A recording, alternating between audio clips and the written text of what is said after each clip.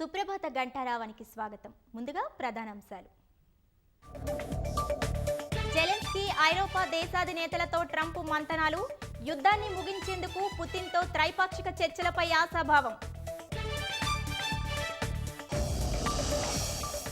అతి భారీ వర్షాలతో నిండా మునిగిన ములుగు జిల్లా, వేలాది ఎకరాలలో పంట నష్టం, ఆదుకుంటామన్న మంత్రి సీతక్క.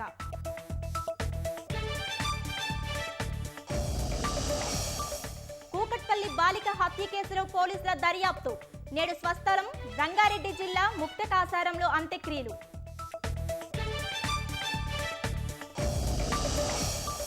దేశవ్యాప్తంగా సైబర్ మోసగాళ్ల నుంచి 5,489 కోట్లు స్వాధీనం, రికవరీ సొమ్ము బాధితులకు అందజేయాలని బండి సంజయ్ ఆదేశం. ఉపరాష్ట్రపతి ఎన్నికలలో విపక్షాల పోటీపై నేడు స్పష్టత, తమిళ వ్యక్తినే రంగంలోకి దించాలని భావిస్తున్న ఇండీ కూటమి.